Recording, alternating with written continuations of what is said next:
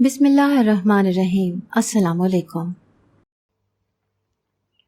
کبھی کبھی تقدیر ہمارے ساتھ ایسے کھیل کھیل جاتی ہے کہ ہم اس کی ستم ظریفی پر حیران ہو جاتے ہیں۔ میرے ساتھ بھی قسمت نے ایسا ہی کھیل کھیلا تھا اور میں بے بسی سے تقدیر کو دیکھ رہی تھی۔ میں نے کبھی خواب میں بھی نہیں سوچا تھا کہ مجھ پر بھی یہ وقت آنے والا ہے۔ میں بھی زندگی کے کسی موڑ پر ایسے بے بس ہونے والی تھی۔ مجھے ایسا لگ رہا تھا کہ جیسے میں کوئی خواب دیکھ رہی ہوں۔ ابھی آنکھ کھل جائے گی اور یہ خواب ٹوٹ جائے گا۔ میں اس برے وقت سے باہر آ جاؤں گی۔ مگر شاید میں بہت خوش فہم ہو گئی تھی، جو برے وقت کو بھی بس ایک خواب سمجھ رہی تھی۔ یہ خواب نہیں بلکہ ایک حقیقت تھی جو میرے سامنے منہ کھولے کھڑی ہوئی تھی۔ میں شہر کی ایک پڑھی لکھی اور نئے زمانے کے خیالات کی مالک لڑکی تھی۔ میری پیدائش گاؤں میں ہوئی تھی، مگر میں تعلیم کے سلسلے میں بہت عرصے سے شہر کے ایک ہاسٹل میں مقیم تھی اور بہت زیادہ ماڈرن دور کو میں نے دیکھ رکھا تھا۔ مگر جس گاؤں میں بیاہ کر آئی تھی ان کے رسم و رواج بہت الگ تھے۔ میری شادی گاؤں میں ہو گئی تھی۔ شادی کے وقت میں بہت زیادہ خوش تھی، مگر میں یہ نہیں جانتی تھی کہ آگے کس طرح کے حالات میرے زندگی میں آنے والے ہیں۔ میری 4 نندیں تھیں۔ میری ساس نندوں سے جو کام لیتی تھی اس کے بارے میں سن کر میرے ہوش اڑ گئے تھے۔ میری چھوٹی نند مجھ سے بہت زیادہ پیار کرتی تھی۔ وہ ہر وقت میرے ارد گرد منڈلاتی رہتی تھی۔ اسے پڑھائی لکھائی بہت پسند تھی، مگر گاؤں کے رسم و رواج اور گھر کے ماحول نے اسے پڑھنے کی اجازت نہیں دی تھی۔ وہ پڑھائی لکھائی تو نہیں کر سکی، مگر پڑھے لکھے لوگوں سے مل کر وہ بہت خوش ہوتی تھی۔ جب میں اس کی بھابھی کے روپ میں بیاہ کر اس گھر میں آئی تو وہ مجھے بھابھی بنا کر بہت زیادہ خوش ہوئی تھی۔ میں اپنی شادی شدہ زندگی میں بہت خوش تھی۔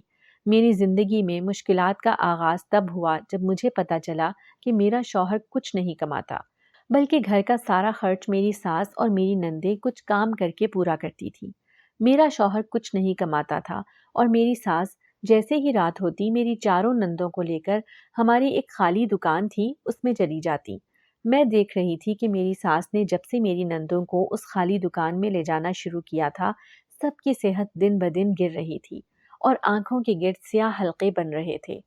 میری نندوں کی گرتی ہوئی صحت مجھے پریشانی اور تجسس میں مبتلا کر رہی تھی۔ میں یہ بات جاننا چاہتی تھی کہ میری ساس آخر رات کو میری نندوں کو خالی دکان میں لے جا کر ایسا کیا کام کرواتی ہے جس کی وجہ سے وہ دن بدن کمزور رہنے لگی ہیں۔ ان کے چہروں کی شادابی کہیں کھو گئی تھی اور رنگ پیلے پڑ گئے تھے۔ ان کے وجود ہر وقت نقاہت زدہ سے لگتے تھے، مگر میری ساس نے انہیں رات کو خالی دکان میں لے جانا نہیں چھوڑا تھا۔ میری چھوٹی کی نند کی طبیعت بہت خراب تھی۔ میں سارا دن اس کی تیمارداری میں لگی رہی کیونکہ مجھے اس سے بہت زیادہ انسیت اور لگاؤ تھا۔ وہ مجھ سے بے لوث محبت کرتی تھی تو میرے دل میں بھی اس کے لیے بہت زیادہ نرمی تھی۔ وہ بالکل مجھے میری چھوٹی بہن کی طرح لگتی تھی، اس لیے میں اس کا خیال رکھ رہی تھی تاکہ وہ جلدی سے ٹھیک ہو جائے اور اپنی شرارتوں اور شوخیوں سے پورے گھر میں دوبارہ سے رونق لگا دے۔ اس کے بیمار پڑتے ہی گھر کی رونق تو جیسے ختم ہو گئی تھی۔ وہ ایک زندہ دل لڑکی تھی، مگر میں نہیں جانتی تھی کہ قسمت اس پر کتنا بڑا ستم ڈھانے والی تھی۔ میں حیرت سے اپنی ساس کی طرف دیکھ رہی تھی، جو میری نندوں کے اتنے کمزور ہو جانے کے باوجود بھی انہیں دکان میں لے کے جانے کا بول رہی تھی۔ وہ اتنی زیادہ کمزور ہو رہی تھی کہ چل بھی نہیں پا رہی تھی، مگر پھر بھی اٹھ کر اپنی ماں کے پیچھے چل پڑی تھی۔ میں نے ان کے پیچھے جانا چاہا تو میری ساس نے مجھے منع کر دیا اور کہا کہ میں گھر پر ہی رہوں۔ میں ان کے ساتھ جانے پر بضد تھی، مگر میری ساس نے میری بات کو 2 ٹوک الفاظ میں رد کر دیا تھا۔ میرا دل بہت بری طرح دکھا تھا۔ میری آنکھوں میں آنسو آ گئے جنہیں میں نے بمشکل ضبط کیا۔ میں اپنے شوہر سے کوئی کام دھندا کرنے کے لیے بول رہی تھی، جس پر وہ میرے ساتھ ناراض ہونے لگا اور ہمارا جھگڑا ہو گیا۔ وہ کچھ بھی نہیں کماتا تھا۔ اگر وہ کچھ کما رہا ہوتا تو میری نندیں ٹھیک ہوتی۔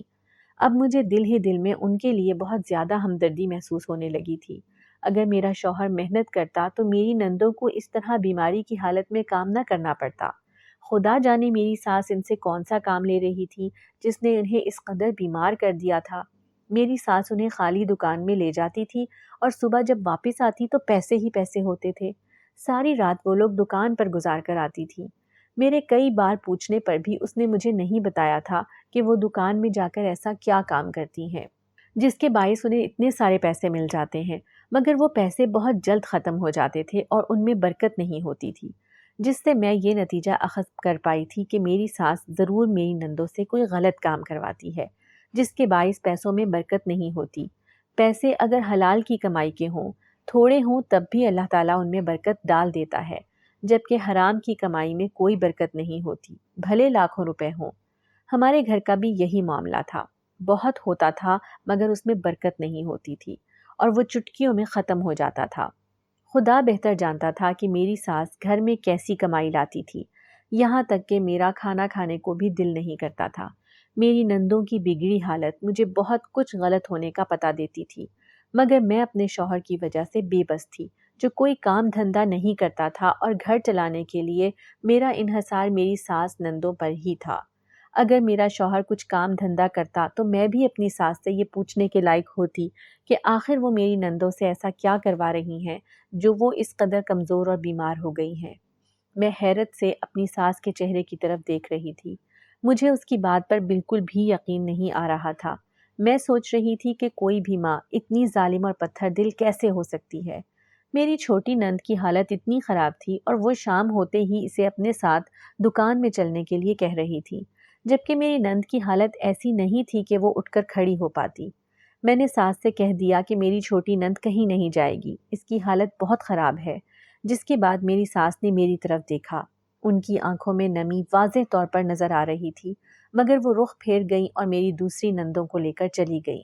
میں اپنی چھوٹی نند سے پوچھ رہی تھی کہ آخر ان کی ماں انہیں دکان میں لے جا کر ایسا کیا کام کرواتی ہیں جس کے باعث وہ اتنی کمزور ہوتی جا رہی تھی، مگر میری نند کے لبوں پر لگا چپ کا قفل نہیں ٹوٹ رہا تھا۔ مجھے اس پر بہت زیادہ غصہ آ رہا تھا۔ میں نے اسے ڈانٹ بھی دیا تھا تاکہ وہ مجھے سچ بات بتا دے، مگر اس نے تو جیسے قسم کھا رکھی تھی کہ وہ مجھے اس بارے میں کچھ نہیں بتائے گی۔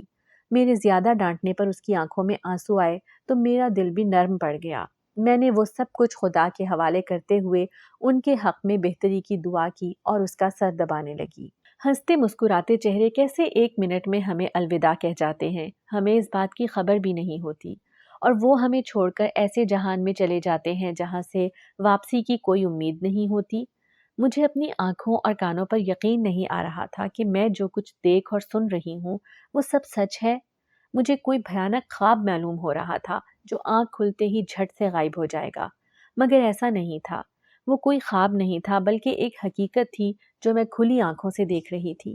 میرا دل دھاڑے مار مار کر رونے کو کر رہا تھا، مگر میرے منہ پر ایک گہری چپ تھی جو میرے اندر تک اترتی چلی گئی تھی۔ اس خبر کو سن کر میرا سارا وجود سناٹوں کی زد میں تھا۔ ایک صبح میری چھوٹی نند کی طبیعت بہت زیادہ خراب ہو گئی تو اسے ہم لوگ ہسپتال لے گئے، جہاں ڈاکٹر نے ہمیں اس کی موت کی خبر سنا دی تھی۔ میری نند کی موت کی خبر نہیں تھی بلکہ کوئی سورہ اسرافیل تھا جو میرے کانوں میں پھونکا گیا تھا۔ کچھ خبریں ایسی ہوتی ہیں جنہیں سننے سے بہتر ہمیں بہرا ہونا لگتا ہے۔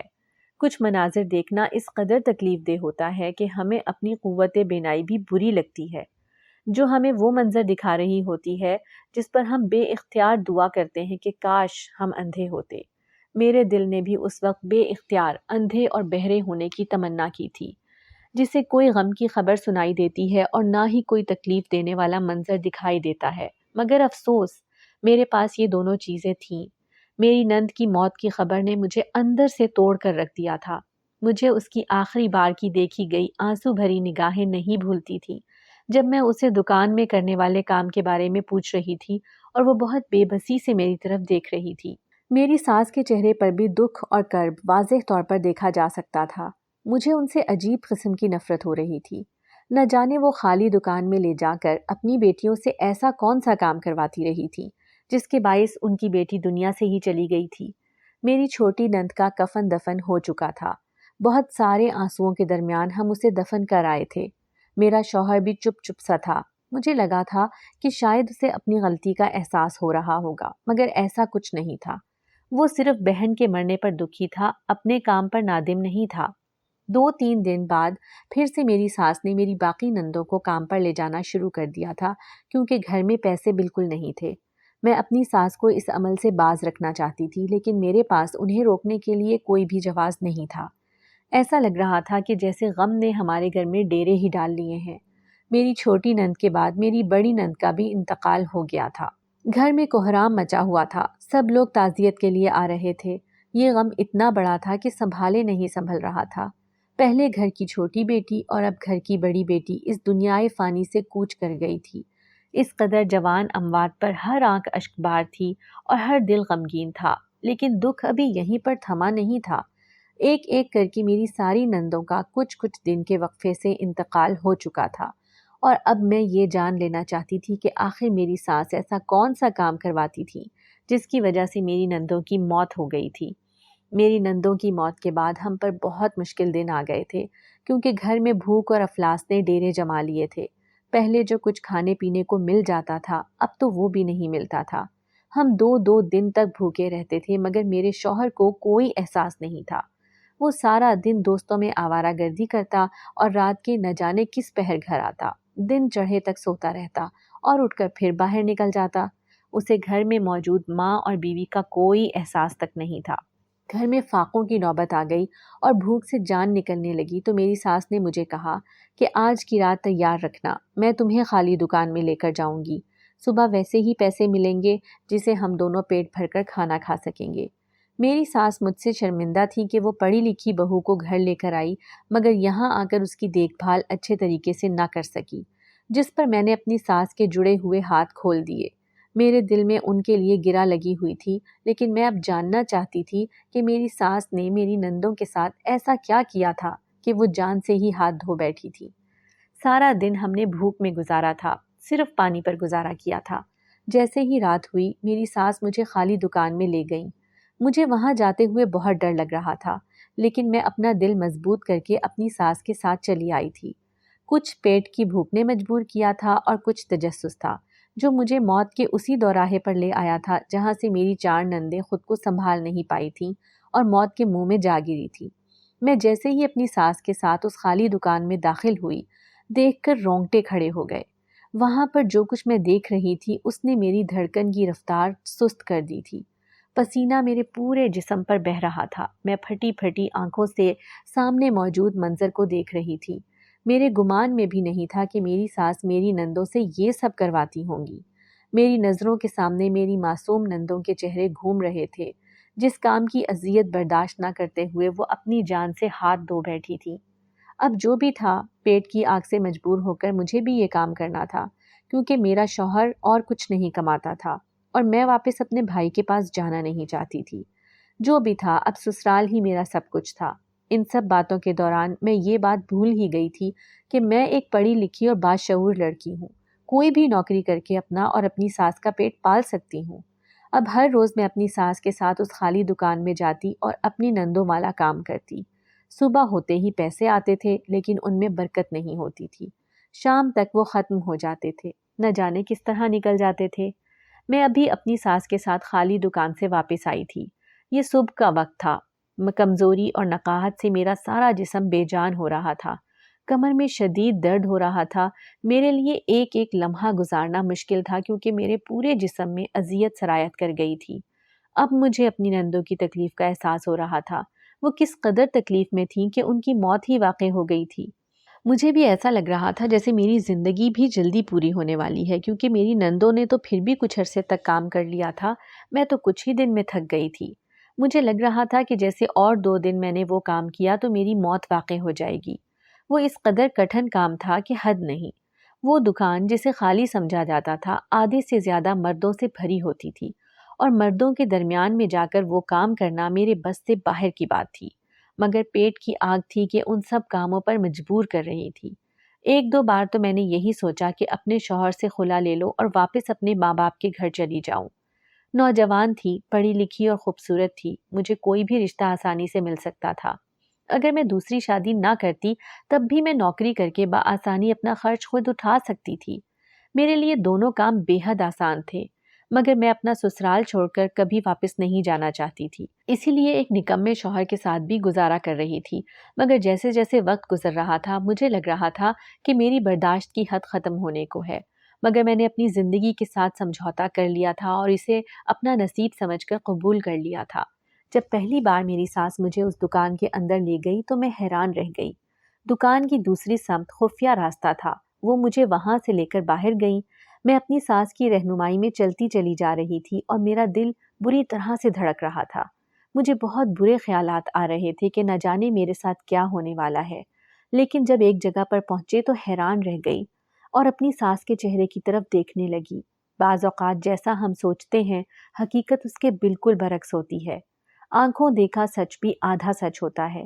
میری ساس مجھے ایک تہہ خانے میں لے کر آئی تھی۔ وڈیرے کی حویلی میں نیچے ایک تہہ خانہ بنا ہوا تھا جہاں پر کچھ لوگ بندھے ہوئے تھے اور بری حالت میں پڑے ہوئے تھے۔ وہاں پر بہت گند مچا ہوا تھا اور اتنی بدبو تھی کہ مجھ سے برداشت نہیں ہو رہی تھی۔ میں نے اپنی ساس کی طرف دیکھا تو ساس نے کہا کہ تم کو ہمیشہ تجسس ہوتا تھا نا کہ میں اپنی بیٹیوں سے کون سا کام کرواتی ہوں۔ میری بیٹیاں یہ تہہ خانہ صاف کرتی تھیں اور ان سب کا گند یہ صاف کرتی تھیں۔ تہہ خانہ بہت بڑا تھا۔ میں نے بھی مجبوراً تہہ خانے کی صفائی شروع کی۔ جو لوگ بندھے ہوئے تھے ان کے کپڑے غلاظت سے بھرے ہوئے تھے۔ معلوم نہیں کب سے قید تھے یہ۔ تہہ خانے میں رہ رہ کر شاید ان کے دماغوں نے کام کرنا چھوڑ دیا تھا۔ وہ عجیب پاگلوں جیسی حرکتیں کر رہے تھے۔ مجھے بہت افسوس ہوا اور اس وڈیرے پر بہت غصہ آیا۔ میری ساس نے مجھے کہا کہ ہماری مجبوری ہے، اگر ہم یہ کام نہیں کریں گے تو ہم لوگ بھوکے مر جائیں گے۔ ساری رات گزر گئی، میں تہہ خانے کی صفائی کرتی رہی۔ میرا سارا جسم چکنا چور ہو چکا تھا اور بدبو مجھ سے برداشت نہیں ہو رہی تھی۔ اوپر سے وہ لوگ عجیب انداز میں چیخ رہے تھے، چلا رہے تھے۔ اگر میں ان کے سامنے سے گزر رہی تھی تو مجھے بالوں سے پکڑ کر کھینچ رہے تھے۔ صرف ایک رات میں ہی میں اتنا ٹارچر ہوئی۔ بہت مشقت والا کام تھا۔ مجھے نیند آ رہی تھی مگر میں ساری رات سے جاگی ہوئی تھی۔ صبح کو فجر کی اذان کے ساتھ میں ساس کے ساتھ گھر میں داخل ہوئی تو ہمارے پاس کافی پیسے تھے۔ گھر آ کر میرا سارا بدن ٹوٹ رہا تھا اور ایک ہی دن میں مجھے بخار چڑھ گیا۔ پہلے میں نقاہت اور کمزوری کی وجہ سے میری حالت بری تھی، اوپر سے رات بھر جاگ کر یہ مشقت والا کام کرتی رہی۔ جسمانی اور ذہنی دونوں حالات بہت عجیب ہو رہے تھے۔ اگلے دن بھی ہمت کر کے میں اپنی ساس کے ساتھ وہاں پر چلی گئی اور میری حالت دن بدن خراب ہوتی جا رہی تھی۔ تب مجھے احساس ہوا کہ میری نندوں کی ایسی حالت کیوں ہوتی تھی۔ بھوک، افلاس اور مجبوری انسان سے کیا کیا کچھ نہیں کرواتے۔ کبھی کبھی قسمت کی اس ستم ظریفی پر میں حیران رہ جاتی تھی۔ مجھے کہاں لا کر چھوڑ دیا تھا شہر سے گاؤں آ کر۔ خوشحال گھرانے سے ایسے گھر میں آنا جہاں فاقوں سے انسان مرنے کے در پر آ جاتا ہے۔ کبھی دل میں خیال آتا تھا کہ میکے والوں کو بلاؤں، میرے حالات دیکھیں تو ان کو اپنے غلط فیصلے کا احساس ہو، مگر نہ جانے کیوں میں اپنے شوہر اور اس خستہ حال گھر کو نہیں چھوڑ پا رہی تھی۔ رات ہو گئی تھی، ساس تہہ خانے میں جانے کی تیاری کر رہی تھی اور میں خالی خالی آنکھوں سے ان کی طرف دیکھ رہی تھی۔ پھر ہمت کر کے میں خود ہی اٹھ کھڑی ہوئی۔ جانا تو ہر حال میں تھا، دوسرا کوئی آپشن تھا ہی نہیں میرے پاس۔ تہہ خانے میں صرف صفائی کا کام نہیں لیا جاتا تھا، وہاں پر اور بھی بہت سارے مشقت والے بھاری کام ہوتے تھے۔ بھاری سامان اٹھا کر ادھر سے ادھر رکھنا، قیدیوں کے کپڑے دھونا، پانی کے مٹکے بھر کے رکھنا اور چھوٹے چھوٹے بہت سارے کام۔ اب میں بھی بیمار رہنے لگی تھی۔ میں تو اتنے سارے کام کرنے کی عادی بھی نہیں تھی۔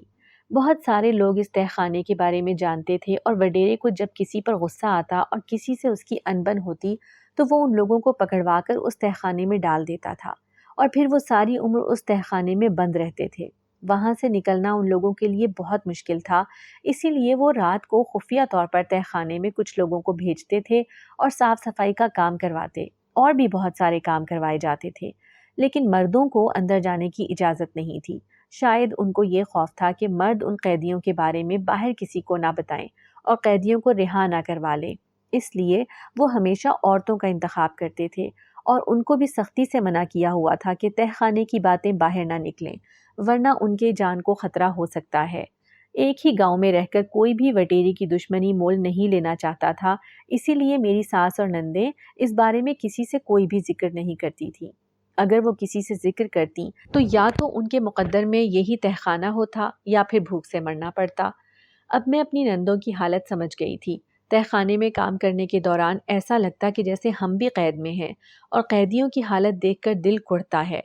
ذہنی حالت کے ساتھ ساتھ جسمانی حالات بھی بہت برے ہوتے ہیں۔ مجھے ایسے لگتا تھا کہ میں اس قید سے کبھی نکل نہیں پاؤں گی۔ مشقت بھر کام کی تو مجھے عادت بھی نہیں تھی، لیکن اب یہ کام کر کر کے میں شدید بیمار رہنے لگی تھی۔ پھر مجھے لگنے لگا کہ میں بھی اپنی نندوں کی طرح مر جاؤں گی۔ تہہ خانے کو میں نے اپنی آنکھوں سے دیکھا تھا، اس لیے اس کی وحشت میں ہی سمجھ سکتی ہوں۔ اس اذیت کو لفظوں میں بیان نہیں کیا جا سکتا۔ सुनने में शायद आपको लगे कि कोई कैसे तहखाने में काम करने से बीमार होकर मर गया। दर हकीकत जो इंसान पहले ही भूख और नकाहत से निढाल होते हैं, उनके जिस्म में जान ही नहीं होती। ऊपर से इस कदर मेहनत मुशक्क़त उन्हें बीमार कर देती है, ख़ास तौर पर तब जब सारी रात जाग कर गुजारी जाए। नींद पूरी ना हो तो इंसान बिल्कुल तंदुरुस्त नहीं रहता। सबसे बढ़कर ज़हनी अज़ियत जो इंसान को दीमक की तरह चाट कर अंदर ही अंदर खोखला कर देती है। लेकिन एक रोज़ अचानक मेरे भाई मुझसे मिलने आ गए और उन्होंने मेरी ऐसी हालत देखी तो वो हैरान रह गए और मुझे डांटने लगे। मेरे शौहर को भी मलामत करने लगे कि तुमने हमारी बहन की क्या हालत कर दी। मेरे भाई मुझे अपने साथ लेकर शहर आ गए। मैंने भाइयों को मना किया था कि मैं आपके साथ शहर नहीं जाऊंगी, अपने शौहर के साथ रहूंगी, लेकिन भाइयों ने मुझे डांटा और कहा कि हम तुम्हारा इलाज करवाएंगे। तुम्हारी इतनी बुरी हालत हो रही है, ऐसे मर जाओगी। और मैं भी शायद हालात से थकने लगी थी। गुर्बत मेरे बस से बाहर की बात थी।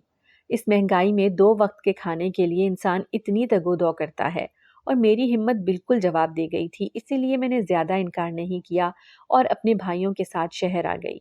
अम्मी अब्बू मेरी हालत देखकर कुढ़ते रहे और साथ साथ मुझे डांटते भी रहे कि तुमने हमको कुछ बताया नहीं, और अपनी गफलत पर खुद को मलामत कर रहे थे कि बेटी से वो इस कदर गाफिल रहे कि उन्हें मालूम ही न था कि वो किस हाल में है। यहाँ पर मेरा इलाज होने लगा। मुझे अच्छी खुराक मिलने लगी। मैं जो सदियों की बीमार लगती थी, कुछ दिनों में ही ठीक ठाक लग रही थी।